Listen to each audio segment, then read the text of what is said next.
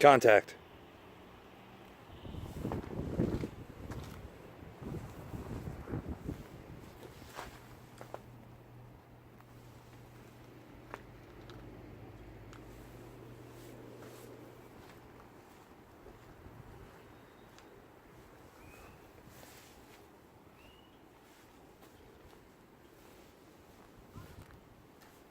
Contact.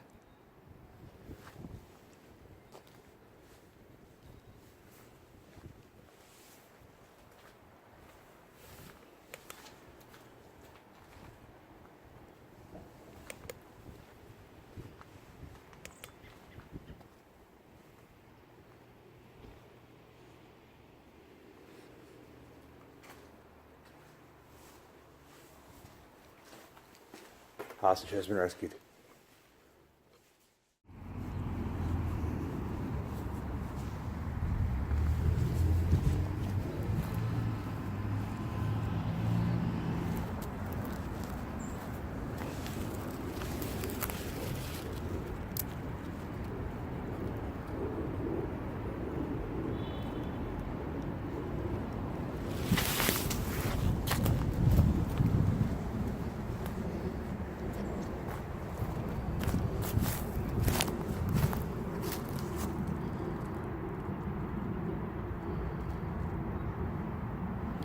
One, two, three, 4, 5, 6, 7, 8, 9, 10. Max brightness.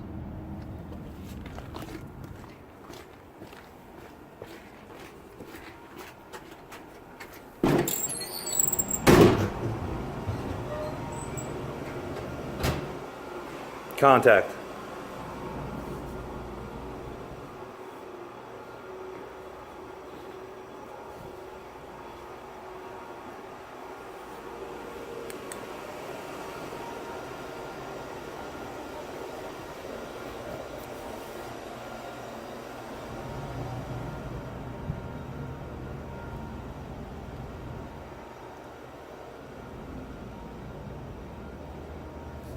Contact.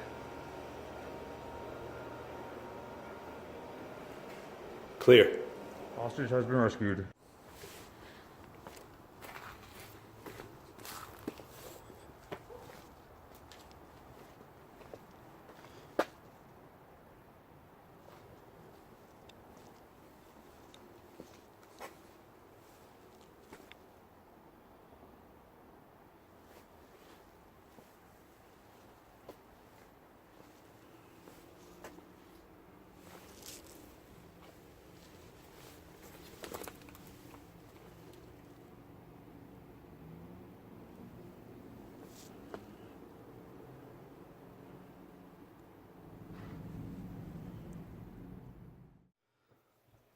The Vortex Venom 3MOA red dot, there's a lot to like about it.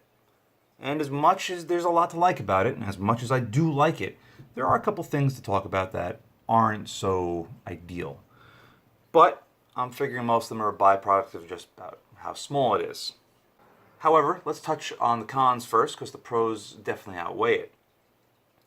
First con that we have is the slight tint to the front glass.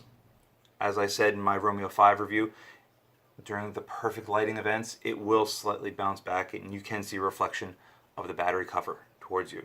Not the best, but you know what? It's not so obtrusive that you can't use it. It's just more of a really fine nitpick. However, one thing that I will say at least is an issue is how much the red dot will move if you're not perfectly aligned with the back of it. And the reason for that is the glass is domed, and that's just a byproduct of its size. If you're not perfectly behind it, this dot will move, from my rough calculations, about 3 to 5 inches at about 50 yards. And I can see that being an issue really, really bad on a pistol. You're not holding it right, you're off a little bit, you're shooting at a different angle, or you're getting down low and trying to shoot underneath something, especially in competition. I can see that being a problem. However, on a rifle or a carbine like this is going to be going on, I see that as not being so much of an issue as it would be on a pistol, primarily because you're going to have a cheek weld. So it's a nitpick. It can be a problem. If you train around it and you make sure that you're perfectly on it each and every time, it shouldn't be much of an issue.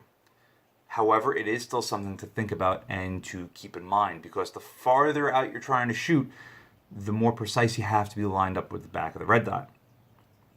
But that's basically it as far as cons go. Batteries on top, which is great. Buttons on the side are easy to get to and very noticeable, very easy to use. And the cross bolt lock on this for your Picatinny rail is as simple as it gets. So nothing to really write home about it in a negative. It has no real frills. Nothing that it doesn't really need.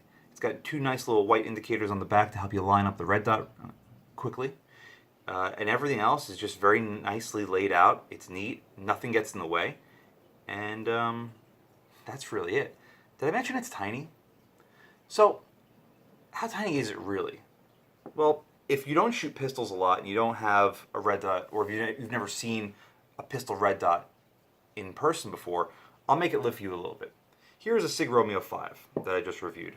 In fact, I bought both of these scopes to have my friend decide which one he would prefer on his 10-22 light takedown. To make a long story short, I'm probably going to push him the way of this. The main reason for that would be just how small and lightweight it is. Not that I'm taking off marks from the Sig at all. The Sig is a great optic. I really recommend this. It's good. But it is bigger and heavier than the Vortex. And not by a great measurable amount either, but you can feel it's probably twice the weight. It's just that this is so light and minute. It's the absolute minimalist that you can get for a red dot. Okay, so you don't know what the Romeo 5 looks like. Okay, we'll compare it to something else. Let's compare it to a Strike Fire 2. Have you seen a Strike Fire 2 before? Well, a Strike Fire 2 is as big as a Romeo 5 and a Venom together, end to end. In fact, it's even longer if you push them all the way in. So, that's how tiny it is. Oh, okay, you've never seen any of these optics before. Okay, maybe you've seen an EOTech. I have an XPS 2-2 right next to it. And if you were to compare these side by side, even though they look like even though the Venom looks like a mini version of it, you could see just how much of a mini it really is. Do you need this as opposed to that on most guns? For most people, no. This will probably do everything that will do. And you'll be fine. And also spend about a third the price. Let's say you're looking at something new, something brand new to the market. What's the size comparison between, all of these and something, let's say, like the Razer UH1? Well, it is monsters. It is a brick. A little sneak peek at something that's going to be coming along the next couple of weeks. Needless to say, the Vortex Venom is a minute red dot that has pretty good features, that works well, and gives you everything you'd want for something of its size and for its purpose. So, do I recommend it? I absolutely do. Do I like it more than the Burst Fastfire 3? I think it's got a slight edge over it. And on that note, that concludes this video. Thank you very much for watching. See you again next time. Also, have a happy Easter.